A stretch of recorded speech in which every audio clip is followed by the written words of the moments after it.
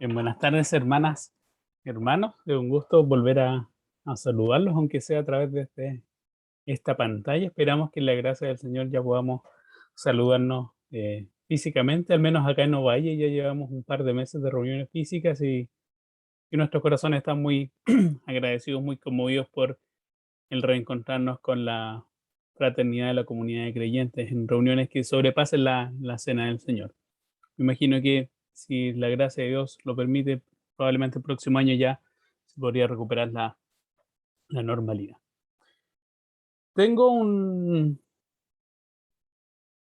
misión que es compartir las escrituras con ustedes durante 3 jueves y quiero centrarme en un tema. Este es el problema que quiero tratar con ustedes. Los nombres. Quiero tratar con ustedes episodios en la Biblia. Quiero centrarme en tres personajes de la Biblia que sufren durante su vida un cambio de nombre.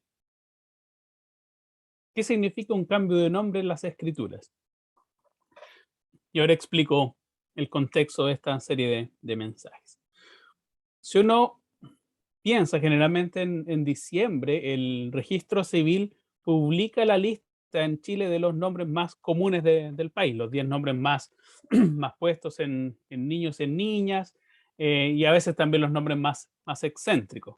Generalmente hay nombres que tienden a repetirse: Antonia, Emilia, Florencia, Benjamín, Mateo, Vicente, tienden a ser los nombres más recurrentes en los últimos 10 años.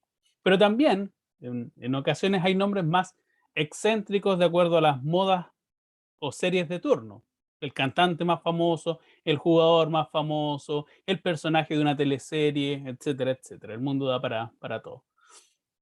De manera que habitualmente en el mundo en el que nos encontramos, poner nombre a un niño es un ejercicio que muchas veces está desprovisto de un sentido simbólico fuerte. Muchas veces se pone por moda nomás. Sin embargo, en las escrituras o en la Biblia, poner un nombre, bautizar a un niño, llamar a alguien de alguna manera, no era algo dejado al azar. Este es el punto. En la cultura hebrea, el nombre estaba vinculado a una circunstancia de la vida o algún propósito o deseo de los padres que los padres albergaban para con el niño. Comportaban una carga simbólica, un sentido de misión, un sentido de destino que los padres anhelaban que se realizase en el niño, de manera que el nombre nunca estaba puesto al azar. No es que como que, no sé, a mi mamá, por ejemplo, la bautizaron y vieron el día en que nació y el santo de turno listo. Esa cosa en la cultura del Antiguo Testamento, en la cultura de los pueblos antiguos, era impensada. El nombre comportaba un fuerte sentido simbólico y una pretensión de misión para la vida. Allí reside entonces la importancia y el significado del nombre. Era un hecho significativo. El nombre podía afectar el destino de las personas y a menudo, insistiría, reflejaban esperanzas o bendiciones o se referían a hechos que podían definir de alguna u otra manera la esencia de la identidad de esa persona. Y así podríamos albergar muchos nombres. Pienso en Moisés, por ejemplo, rescatado de las aguas. Moisés se llama Moisés, ¿por qué? Porque hay una circunstancia notable en su vida que lo marcó. Moisés salvado de las aguas. Y Moisés, cuando tiene su primer hijo, lo llama Gersón, que significa forastero. Soy extranjero en tierras extrañas. El nombre a su hijo está puesto de acuerdo a las circunstancias. Me siento extranjero en tierra extraña y he concebido un hijo en tierra extraña, entonces mi hijo se va a llamar de esa manera, Gerson. O a veces remiten a circunstancias dolorosas o penosas. Hay nombres que no necesariamente son agradables. Por ejemplo, en Primera de Crónicas, el capítulo 4, hay una madre que da a luz a un hijo con mucho dolor, un parto traumático, y le pone Jabes.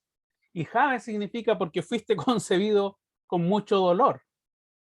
En cada una de estas circunstancias, como ejemplos escogidos al azar, podemos darnos cuenta que el nombre no es algo azaroso, no es algo aleatorio, sino que comporta un fuerte significado, un sentido de vida para las personas.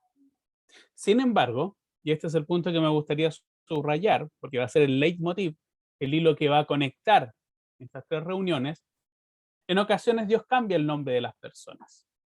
Las personas tienen una identidad que está asociada a su nombre hasta que Dios irrumpe en su vida y rebautiza a las personas, le asigna un nuevo nombre porque ese nombre está asociado a una nueva identidad. El reemplazo de una forma de pensar o de ser por otra está asociado en las escrituras muchas veces a un cambio en los nombres. Se deja atrás una identidad antigua, una identidad pasada, se asigna un nombre nuevo que prefigura la identidad deseada. Y eso es básicamente, si nos ponemos a pensar un poquito, lo que Dios hace con la vida de cada una de las personas que Él toca. Cuando Dios irrumpe en la vida de una persona, cuando Dios irrumpe en la biografía de una persona, lo que hace es justamente cambiar nuestra identidad. Y la forma en que pensamos el mundo antes de conocerlo ya deja de ser distinto. Y somos nuevas criaturas. La expresión es de Pablo. Somos nuevas criaturas. Y si seguimos el hilo del argumento, a nosotros no recibimos un nombre nuevo, en el cielo tenemos un nombre que Dios nos ha asignado y que solo Él conoce, pero como nuevas criaturas también estamos asociados a una nueva identidad. Esto es de lo que quiero hablar. Cuando Dios irrumpe en la vida de unas personas, en la vida de las personas, cambia y altera dramáticamente su identidad. Y eso se puede constatar a través de este ejercicio, cómo Dios rebautiza o renombra a las personas. Y en esta serie quiero centrarme en tres personajes de la Biblia. En algunos casos es muy evidente y quizás pueda ser conocido para ustedes, y en otros casos mucho más sorprendente. Quiero centrarme en Jacob, ese va a ser el tema de la exposición del día de hoy. Próximo jueves, en la gracia de Dios, quiero centrarme en la vida de Josué. Y por último, para cerrar la serie, en la vida de Pablo. En estos tres personajes de las Escrituras, lo que podemos ver es ese mismo patrón. Una identidad que está asociada con un nombre, Dios irrumpe en su vida, altera esa identidad en función de una nueva misión, de un nuevo estatus que va a tener esa persona para cumplir ese nuevo llamado, lo que Dios puede hacer con nuestras vidas. Sin más preámbulos, entonces, hermanas y hermanos, les pido que me acompañen. Vamos a ir leyendo trozos de las Escrituras para reconstruir la vida, en este caso, de Jacob. Y la vida de Jacob se narra en el primer libro de las Escrituras, en Génesis. Vamos a Génesis capítulo 25. Vamos a leer desde el verso 19 al 26, cuando se narra el nacimiento de Jacob y de su hermano Esaú, y de inmediato lo vamos a ver, la forma en que son nombrados estos niños, estos gemelos, no es aleatoria. El nombre comporta un significado profundo. Dice así la escritura: estos son los descendientes de Isaac, hijo de Abraham. Abraham engendró a Isaac, y era Isaac de 40 años cuando tomó por mujer a Rebeca, hijo de Betuel arameo, de Padad Aram, hermana de Labán arameo. Y oró Isaac por su mujer, que era estéril, y lo aceptó Jehová, y concibió Rebeca su mujer. Y los hijos luchaban dentro de ella, y dijo: si es así, ¿para qué vivo yo? Y fue a consultar a Yahvé. Y le respondió Yahvé: dos naciones hay en tu seno, y dos pueblos serán divididos desde tus entrañas. El un pueblo será más fuerte que el otro pueblo, y el mayor servirá al menor. Y cuando se cumplieron sus días para dar a luz, he aquí había gemelos en su vientre. Y salió el primero rubio, y era todo velludo como una pelliza, y llamaron su nombre Esaú. Y después salió su hermano, trabado su mano al calcañar, al talón de Esaú, y fue llamado su nombre Jacob. Y era Isaac de edad de 60 años cuando ella los dio a luz. En general, en la mayoría de las Biblias que nosotros tenemos en nuestras casas, hay supraíndices que son las notas al pie de página, y hay un llamado y en general dice, bueno, esto significa, ¿qué significa el nombre Jacob? Bueno, el nombre Jacob dice, tiene dos acepciones. Una puramente fonética, que es que suena similar talón en hebreo, a calcañar en la traducción más antigua de la Reina Valera 1960, pero es talón, lo toma del talón a Esaú. Pero también tiene un significado mucho más profundo y es el que suplanta, o el que contiende o el que suplanta, el que toma el lugar de otro, el que toma el lugar que no le corresponde. Eso significa Jacob. Imagínese bautizar así a un niño, el suplantador, el peleador, el que toma lo que no le corresponde y se lo arrebata no a un desconocido, a su hermano. Ese es Jacob. Insistiría, sino desde el puro nacimiento podemos ir identificando este patrón. Los nombres en las escrituras generalmente no son puestos al azar, sino que evidencian o dan testimonio de la identidad de las personas. Jacob, desde el nacimiento, carga con esta seña de identidad. Jacob como el que suplanta, Jacob como el que contiende, como el que lucha. Y lo que vamos a ver es que, en general, la forma en que Jacob lucha, desde nuestra perspectiva, es muy poco ética. Muchas veces nos choca o nos confronta leer Génesis y ver la conducta de patriarcas, particularmente como Jacob. Ahora, eso es lo interesante y lo fascinante de la Biblia. La Biblia narra a personas tal como uno. Muchas veces nos equivocamos cuando pensamos que la Biblia es una galería de hombres santos, intachables, impecables, que nos muestran sus caídas. Todo lo contrario, lo que hace más fascinante a la Biblia es que sus personajes son sujetos a debilidades, son tan pequeños, tan limitados, tan débiles como uno. Y la Biblia no pretende enmascarar esa realidad. Al contrario, la pone en evidencia. Y en Jacob se pone en evidencia este rasgo que es característico de su conducta. Un tipo sagaz, ladino, eh, astuto, sería una versión, para nosotros sería como Pedro Urdemales. No sé si alguno de ustedes retiene la imagen de ese personaje popular del campo chileno. Pedro Urdemales siempre se salía con la suya a través de un ardid, a través de la astucia. Bueno, el esquema mental, la forma de ser de Pedro Urdemales es Jacob si lo traspasamos a la Biblia y si me perdonan esa metáfora transcultural. Pero Jacob funciona como Pedro Urdemales. Siempre está sacando ventaja, siempre está tramando, urdiendo algo para salirse con la suya. Y en su caso particular es obtener la bendición de la primogenitura. Recordemos que toda esta narración está centrada en el pacto de Abraham con Dios. Dios pacta con Abraham que de él saldrá una gran descendencia. Y entonces aparece Isaac como el cumplimiento de esa descendencia, pero lo hemos leído. Isaac y su esposa son estériles, no alcanzan a concebir y milagrosamente los tienen. Entonces, en Jacob y en Esaú está el cumplimiento de esa promesa hecha a Abraham. Y la pregunta que va a cruzar, o la interrogante, la tensión que va a cruzar los siguientes capítulos de Génesis es: ¿en cuál de los dos hijos se va a cumplir esta bendición? ¿En Jacob o en Esaú?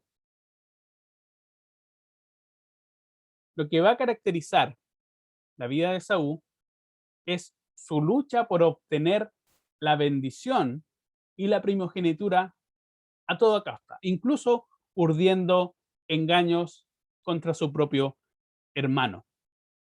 En el capítulo 25 lo tenemos sacando ventajas del hambre o de las necesidades de Saúl al cambiarle la primogenitura por un plato de lentejas. Es una historia muy conocida.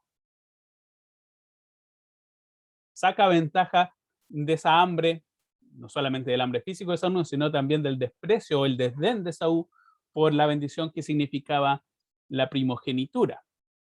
Ahora, ¿por qué es importante la primogenitura en la tradición de los pueblos de Oriente Medio? El primogénito es el hijo mayor, el primero nacido. En ese sentido, Esaú antecede por un par de minutos solamente a Jacob, pero además de ser el heredero del linaje, comporta también bendiciones no solamente espirituales, sino también materiales. En la herencia, el hijo mayor, el hijo primogénito, recibe doble porción. no solamente tiene una posición simbólica, es el hijo más reputado entre sus hermanos, tiene una posición de liderazgo familiar, que es el líder del clan, pero también la bendición asociada al primogénito comporta retribuciones materiales. No solamente son la expresión de buenos deseos, que te vaya bien o que te vaya bonito, también supone quedarse con una parte más considerable que sus hermanos de la herencia del clan familiar.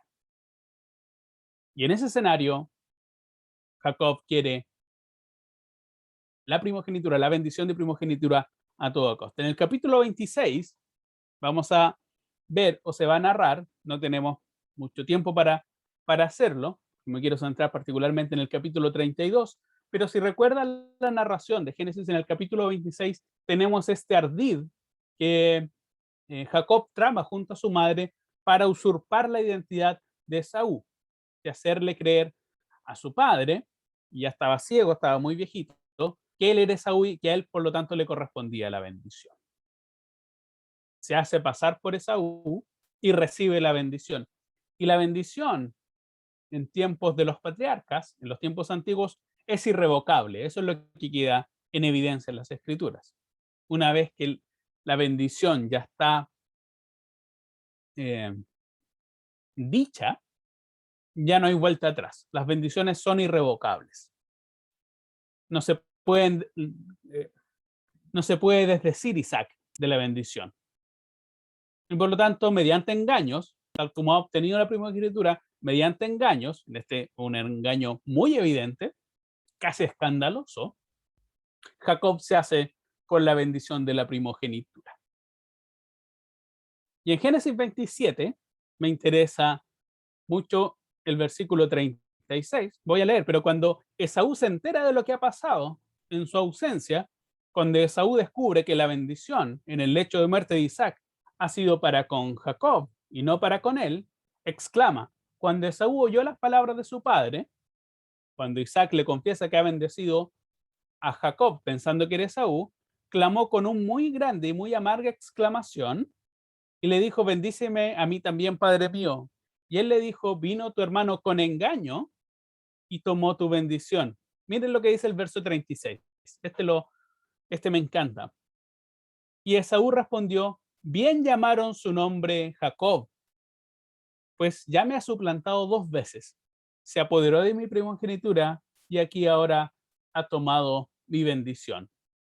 Bien llamaron su nombre Jacob, pues ya me ha suplantado 2 veces. Parafraseando, Esaú lo que está diciendo es: ¿qué nombre más bien puesto? No podrían haberle puesto un mejor nombre, suplantador. Ya lo ha hecho 2 veces. Muchas veces las personas no sé si no le hacen honor al nombre. Hay personas que se llaman Jesús, por ejemplo, y hay delincuentes que pueden llamarse hasta Jesús, y no le hacen mucho honor a su nombre. Lo que está diciendo acá Esaú, muy enojado y con mucha ironía, es: qué manera de honrar el nombre. Jacob está honrando su nombre. Un tramposo, un usurpador. ¿Qué nombre más bien puesto? Bien llamaron su nombre Jacob, porque ya me ha suplantado 2 veces. No podían haber escogido un nombre mejor para mi hermano. El suplantador, Jacob. Pero ¿sabe lo que es interesante, hermanas y hermanos? Es que este patrón de conducta de Jacob para alcanzar la bendición, que él entiende puramente desde una perspectiva material, como poseer más bienes terrenales, es que continúa, es que es un patrón profundamente arraigado a su vida. En el capítulo 30 y 31 continúa la historia de Jacob y lo tenemos con su suegro. Y su suegro también tiene una perspectiva, se parece a él. Labán es un personaje también complejo como Jacob, porque también es medio tramposo. Lo engaña cuando él quiere casarse con Raquel. Lo engaña una y otra vez y lo obliga a trabajar casi 20 años por el amor de Raquel. Y después, en la lógica del Medio Oriente, una persona rica es aquella que tiene ganado, eh, caprino y ovejuno y ovino. Tenemos en el capítulo 31 las tetras, las tretas, estos engaños, este juego de trampas y de pillerías entre uno y otro, eh, para obtener un ganado mucho más grande.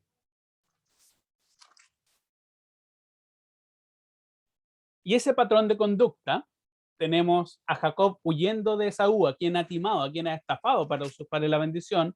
Después tenemos en el capítulo 31 a Jacob huyendo de su propio suegro, a quien también ha timado con argucia, con ardides, para enriquecerse con un ganado mucho más numeroso del que habían pactado.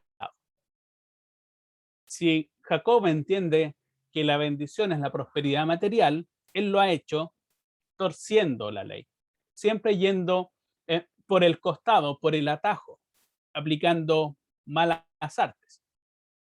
Así entiende Jacob que va a ser bendecido, saliéndose con la suya, pero de mala manera, con astucia, con engaño. Pero eso le pasa la cuenta. Y así nos encontramos con el capítulo 32, y el capítulo 32 es clave, es central en lo que quiero explicar en esta tarde con la ayuda del Señor. Acompáñame a leer entonces el capítulo 32. Tenemos que Jacob ha huido de su hermano Esaú porque le tiene temor de que Esaú pueda tomar la venganza en sus manos. Y también Jacob ha huido de su propio suegro, a quien lo ha timado con el ganado. Y en el capítulo 32 tenemos cómo Jacob se prepara, cómo prepara el reencuentro con su hermano, un reencuentro entre hermanos cargado de temor, cargado de incertidumbre. Dice así la palabra del Señor en Génesis 32. Jacob siguió su camino y le salieron al encuentro ángeles de Dios. Y cuando Jacob los vio, y cuando Jacob los vio, y dijo Jacob cuando los vio, campamento de Dios es este, y llamó el nombre de aquel lugar Manahaim. Y envió Jacob mensajeros delante de sí a Esaú su hermano, a la tierra de Seir, campo de Edom, y les mandó diciendo: así diréis a mi señor Esaú, así dice tu siervo Jacob, con Labán he morado y me he detenido hasta ahora, y tengo vacas, asnos, ovejas, siervos y siervas, y envío a decirlo a mi señor para hallar gracia en tus ojos.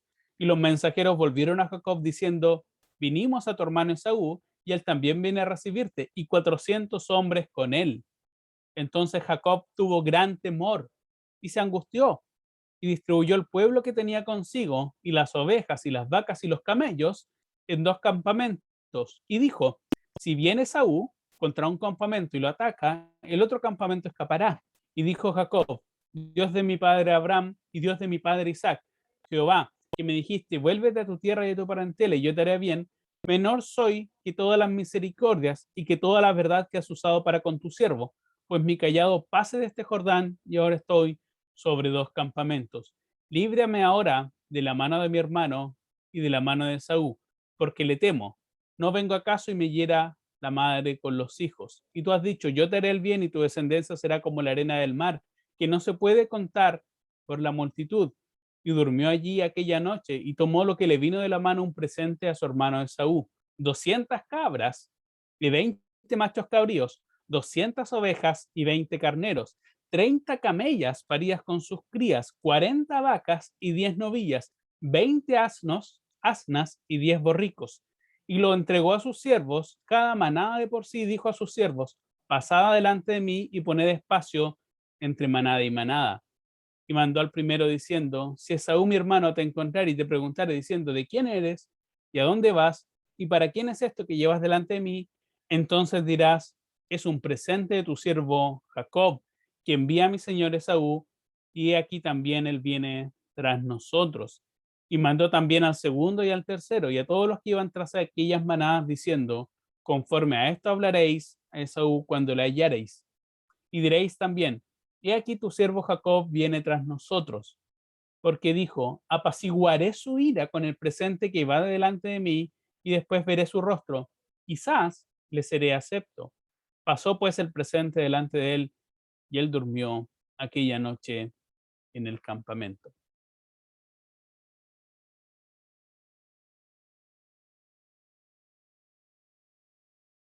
quiero explicar antes de proseguir con la lectura cuál es la escena que tenemos acá.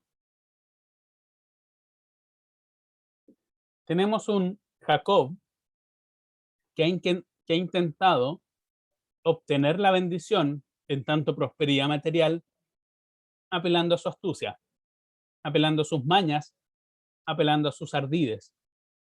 Y en ese camino ha ido cortando los puentes tras de él. Está lleno de enemigos. Su hermano lo espera con un mini ejército. Y él está seguro que Esaú quiere vengarse con Israel. Viene arrancando también de su suegro. Lo tenemos ahí solo. No tiene apoyo. Enemistado con su suegro, enemistado con su hermano. Dos relaciones familiares significativas. En el capítulo 31 tenemos a Raquel cuando huyen de la casa de su padre, del suegro de Jacob. Raquel porta con ella los ídolos familiares. 31:19 dice que Raquel hurta de su padre los ídolos familiares, los terafim, que eran pequeñas estatuillas que en general servían en el mundo antiguo como una especie de talismanes, como ídolos agareños que querían o que atraían para sí la fortuna y la prosperidad en la familia. Imagínense la vida de Jacob y de Raquel como matrimonio, enemistado con su hermano, peleado con su suegro, robando los ídolos, apelando incluso a la idolatría para traer sobre la familia bendición, prosperidad y riqueza. El hermano, antes de salir al encuentro, lo espera, pero no lo espera con los brazos abiertos o con un asado como para reencontrarse después de tantos años. Lo está esperando con un mini ejército, de 400 hombres. ¿Qué hago en esa disyuntiva, en ese dilema? ¿Qué hacer? Y nuevamente, Jacob apela a su astucia, apela a una estrategia, a separar los bienes. El argumento o el razonamiento de Jacob es: si me ataca Esaú, al menos se va a quedar con la mitad de mi fortuna familiar, la otra va a alcanzar a arrancar. Y también intenta congraciarse con su hermano, enviándole antes del encuentro un regalo que ya lo hemos visto es sumamente generoso, una cantidad y variedad de ganado impresionante, para ponerlo en buena, para preparar los ánimos y para favorecer la disposición y para ganarse el favor de Saúl. Ese es Jacob, ese es Jacob. Hasta que prosigamos con la lectura de Génesis 32, hasta que pasa algo extraordinario en su vida. Verso 22. A este recuperamos la narración. Jacob va al encuentro con Esaú. Ya le ha enviado presentes, regalos por delante para aplacar su ira, para ver si gana el favor de su hermano con esta especie de gran soborno. Y tiene también, o ha enviado por otra dirección, la otra parte de sus bienes restantes para no perderlo todo en este reencuentro con Jacob. Dice que Jacob está angustiado, tiene temor y está angustiado por lo que pueda pasar. Dice verso 22. Y se levantó aquella noche Jacob y tomó a sus 2 mujeres y sus 2 siervas y sus 11 hijos y pasó el vado de Jaboc. Y los tomó pues e hizo pasar el arroyo a ellos y todo lo que tenía. Y se quedó Jacob solo y luchó con él un varón hasta que rayaba el alba.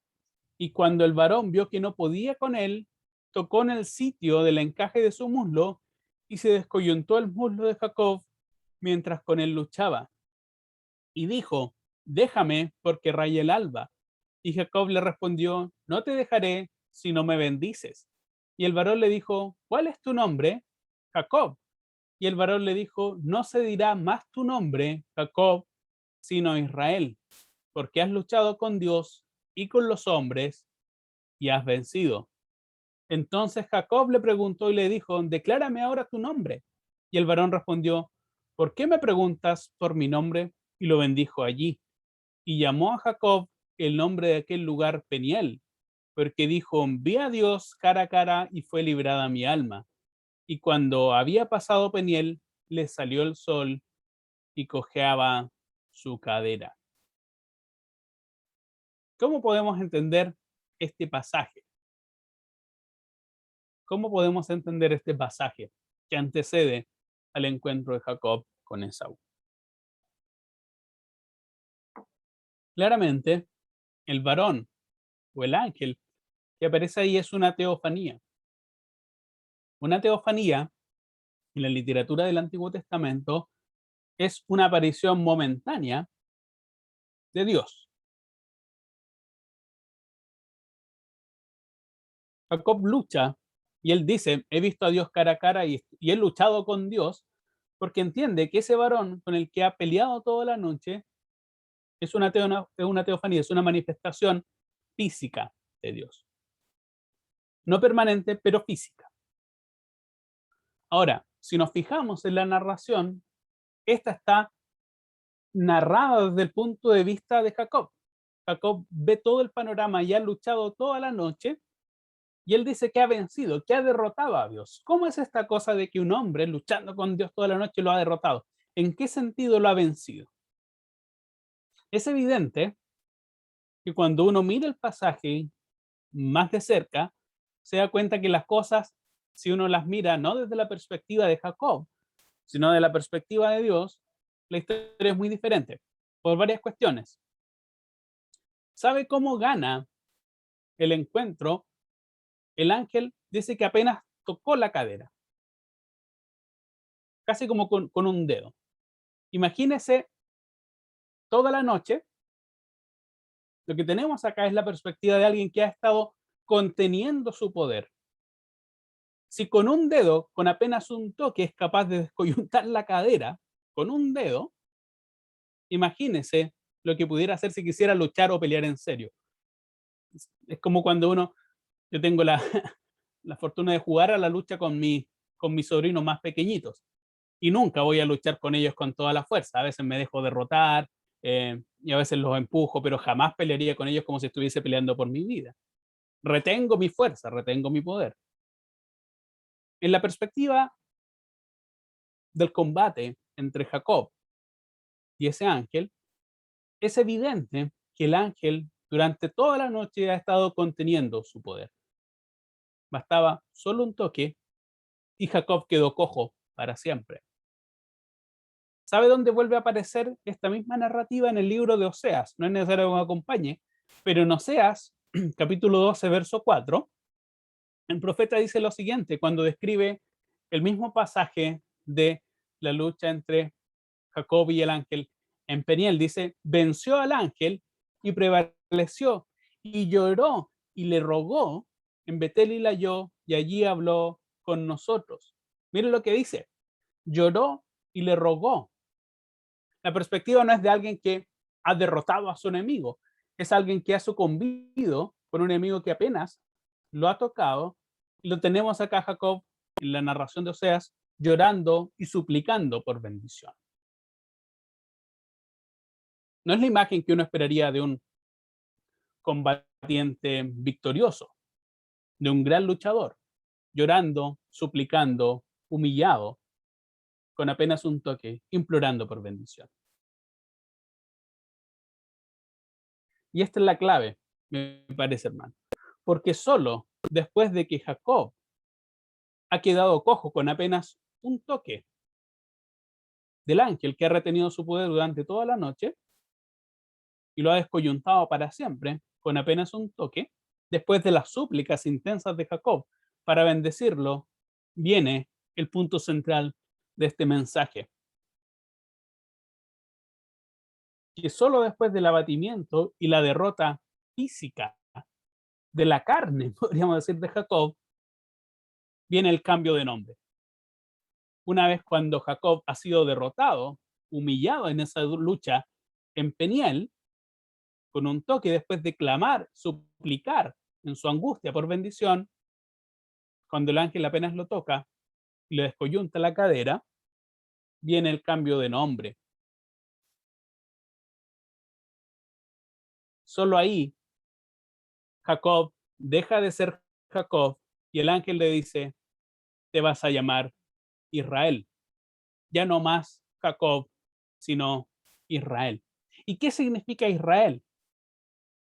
habíamos dicho que la vida de Jacob se había caracterizado por una cosa, por intentar ganar la bendición aplicando todas las artimañas, toda la astucia, una serie de ardides para salirse con la suya, incluso apelando a malas artes, incluso timando a sus relaciones más cercanas, su hermano, su suegro, el que suplanta, el que usurpa. Recordemos las palabras de Saúl, qué nombre más bien puesto. ¿Qué significa este cambio de nombre? ¿Qué significa Israel? El que lucha con Dios o Dios lucha. Hermana, esto es la clave, me parece, del pasaje. Solo cuando la carne de Jacob, cuando la potencia física, el ego, podríamos decir, de Jacob, ha sido humillado en aquel combate, es que tiene lugar el cambio de nombre. Muchas veces Dios lucha con nosotros, esta podría ser una de las aplicaciones. Dios lucha con nosotros, pero para bendecirnos, pero para bendecirnos en los términos de Dios. Muchas veces tenemos comprensiones muy perdidas, muy extraviadas, muy confundidas de lo que significa la bendición. Queremos la bendición, pero en nuestros propios términos. Y básicamente en toda nuestra vida podemos salirnos con la nuestra prescindiendo de la bendición de Dios. Y Dios quiere bendecirnos. Dios como Padre quiere bendecirnos, pero en sus términos. Toda la vida Jacob ha estado luchando para obtener la bendición en sus términos, incluso apelando a malas artes. De ahora en adelante, en este escenario de súplica, de impotencia, de abatimiento de la carne, es que Dios va a tomar el lugar y va a ser Dios en adelante quien va a bendecir a Jacob, pero en sus términos. Va a ser Dios quien va a pelear las batallas de Jacob. Ya no es más Jacob, sino Israel. La fuerza de él ya no va a residir en la astucia, en la capacidad para salirse con la suya, en su ingenio, sino más bien en el poder de Dios actuando a través de él. Ese es el cambio crucial que se da en la vida. Si se fija, el nombre tiene mucho que ver con la identidad. Ya no Jacob, el que quiere la bendición en sus propios términos, sino Dios bendiciéndolo en los términos de Dios. Ya no más la carne procurando la satisfacción de sus anhelos, sino Dios proveyendo sus bendiciones en los términos de Dios. Y para que eso pase, la carne primero tiene que ser abatida, tiene que ser sumida en la impotencia, sumida en la humillación. Por eso es tan importante esa imagen. Jacob humillado, descoyuntado, llorando, implorando por bendición.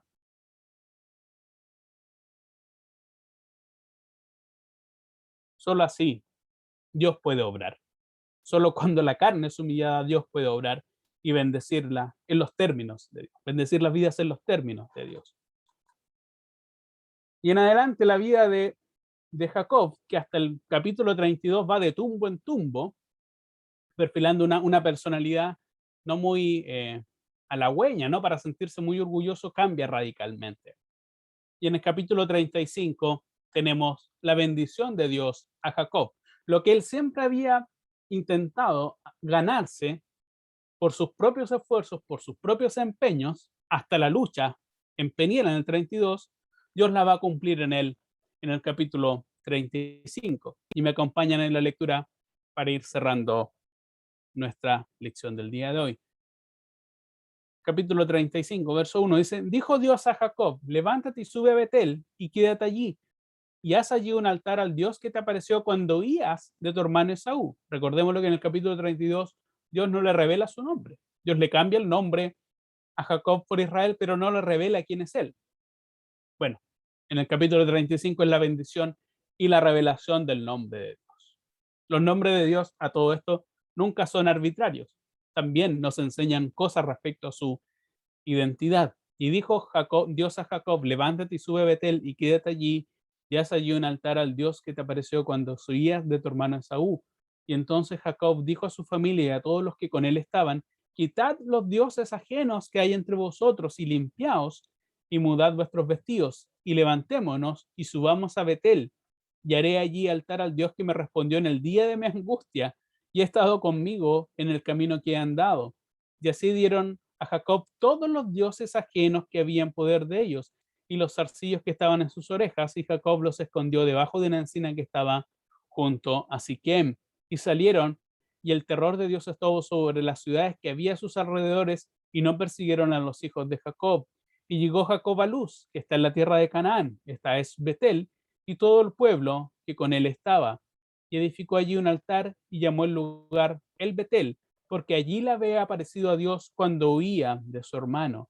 Entonces murió Débora, ama de Rebeca, y fue sepultada al pie de Betel, debajo de una encina, la cual fue llamada Alon Bakut. Apareció Dios, otra vez Dios a Jacob, cuando había vuelto de Padán Aram, y le bendijo. Y le dijo Dios: tu nombre es Jacob, pero no se llamará más tu nombre Jacob, sino Israel será tu nombre. Y llamó su nombre Israel. Ya no más Jacob, ahora Israel. Y también le dijo Dios, y aquí la revelación de la identidad de Dios: yo soy el Dios omnipotente. Y la ratificación de la bendición que le había sido ofrecida, que le había sido prometida tanto a Abraham como a Isaac: crece y multiplícate, una nación y conjunto de naciones procederán de ti, y reyes saldrán de tus lomos, y la tierra que he dado a Abraham y Isaac te la daré a ti, y a tu descendencia después de ti daré la tierra. Y se fue de él Dios del lugar que había hablado con él, y Jacob erigió una señal en el lugar donde había hablado con él, una señal de piedra, y derramó sobre ella libación, y echó sobre ella aceite, y llamó Jacob el nombre de aquel lugar donde Dios había hablado con él, Betel. Solo que quería, para ir cerrando, hacer un par de consideraciones finales. Antes de la bendición de Dios, antes de recibir la bendición directa de Dios, Jacob hace algo importante, que es que quita los ídolos de delante de él. Habíamos señalado un pasaje un poco desconocido en las Escrituras, pero cuando Raquel acompaña a Jacob en su ida de la casa de sus suegros, lo que hace Raquel es esconder los ídolos familiares. Habíamos señalado que los ídolos familiares en esas culturas suponían un mecanismo de protección y de prosperidad para con la familia. Pero si vamos a recibir la bendición de Dios, esos ídolos que uno puede albergar no tienen razón de ser. Hermano, un ídolo es una forma también de obtener cosas por medios ilegítimos, desconociendo que Dios es la fuente única y exclusiva de todo bien, de toda dádiva. Si queremos la bendición de Dios, tal como Jacob, debemos aprender dos lecciones acá. Uno, que la bendición de Dios es siempre en los términos de Dios. Nunca nosotros intentando torcerle la mano al destino con nuestro propio empeño, con nuestra propia astucia, con nuestro propio ingenio. Para recibir la bendición de Dios en los términos de Dios, primero nuestra carne, nuestro ego, tiene que ser abatido, tal como la cadera de Jacob descoyuntado, imposibilitada de seguir combatiendo. Pero también nuestro corazón debe ser purificado de la idolatría. Sin humillación de la carne y sin y con ídolos no hay posibilidad alguna de que Dios nos bendiga. Antes de recibir la bendición de Dios, los ídolos, que era lo último que tenía guardado en un rincón de su vida, Jacob, también tienen que ser ocultos, tienen que ser desechados. Carne humillada, ídolos desechados. Y así, y solo así, Dios puede obrar en bendición en nuestra vida. No esperemos recibir bendición en los términos de Dios si nos queremos salir siempre con la nuestra, halagando y fomentando nuestra carne y buscando la bendición a través de ídolos, de la idolatría. Así no funciona Dios y así no opera Dios. Solamente cuando eso pasa, cuando la carne es abatida, cuando los ídolos son desechados, Dios obra en bendición. Dios obra en bendición. Tu nombre es Jacob, pero no se llamará más tu nombre Jacob. Ahora eres Israel. Dios está contigo. Y Dios es el que te va a proveer todas las bendiciones que le había prometido tanto a Abraham como a Isaac El Dios omnipotente, ese soy yo. Y el Dios omnipotente es el que va a cumplir la bendición en ti. Y Jacob, en el resto de su vida, se va a apoderar de esa promesa. Génesis 49:24, él va a hablar de ese Dios diciendo, el Dios fuerte de Jacob, él es mi Dios. No es un Dios etéreo que flota, es mi Dios, es un Dios personal, es un Dios relacional. El Dios fuerte de Jacob, el Dios omnipotente que prometió cumplir su bendición en mí, es al mismo tiempo mi Dios, es el Dios fuerte de Jacob. Hermano, hermano, cada uno de nosotros puede querer la prosperidad, la bendición, apelando a nuestra vieja naturaleza, apelando a nuestra carne, a nuestra astucia, a nuestros talentos naturales, si se quiere. Pero no, muchas veces desconocemos que obrando así, lo que hacemos es refrenar la bendición de Dios. Dios no puede actuar, Dios no puede obrar.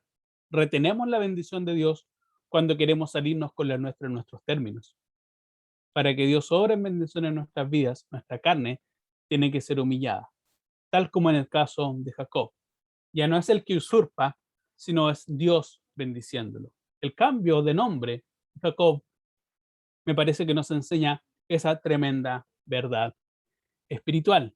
Es una verdad espiritual también repetida en el Nuevo Testamento, es que cuando somos débiles, recién ahí, paradójicamente, somos fuertes. ¿Y por qué?